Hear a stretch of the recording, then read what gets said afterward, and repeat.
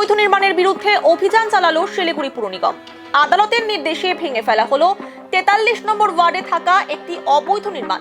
সোমবার শিলিগুড়ি পুর নিগমের 43 নম্বর ওয়ার্ডের হিমাল শহীদ নগর এলাকায় অবৈধ নির্মাণ ভেঙে দেয় পুর নিগমের কর্মীরা। জানা গিয়েছে, দীর্ঘদিন ধরে এই অবৈধ নির্মাণ নিয়ে আদালতে মামলা চলছে।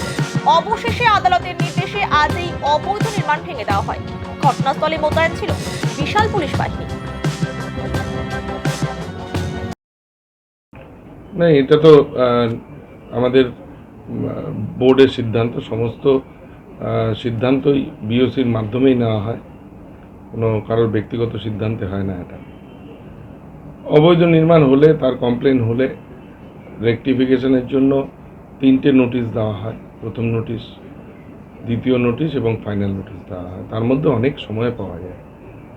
যারা রেকটিফাই করেন তারা নিজেরা করে নেন, যারা রেকটিফাই করেন না তাদের বিরুদ্ধে অ্যাকশান নিতে হয়। এটা তো আইনেই আছে, মিউনিসিপ্যাল কর্পোরেশন অ্যাক্টে পরিষ্কারভাবে লেখা আছে। এবং শহরের বিভিন্ন ক্ষেত্রে আমরা লক্ষ্য করছি যে প্রচুর এই ধরনের ঘটনা, যেগুলো অনারেবল কোর্টের কাছে চলে যাচ্ছে এবং অনারেবল কোর্ট সেটার আমাদেরকে নির্দেশ দিচ্ছে। সেই মতো করে আমাদেরকে কাজ করতে হচ্ছে। অবৈধ নির্মাণ বা, কারণ এটা একটা সিসমিক জোন, এটা ভূমিকম্প প্রবণ এলাকা, সেখানে এই ধরনের ঘটনা আপনারা দেখেছেন। কলকাতায় যে ধরনের ঘটনা ঘটেছে তাতে মানুষ কিভাবে ক্ষতিগ্রস্ত হয়, সেদিকে নজর রেখে স্বাভাবিকভাবেই এই ভূমিকায় আমাদেরকে যেতে হচ্ছে। এটা অত্যন্ত দুর্ভাগ্যের।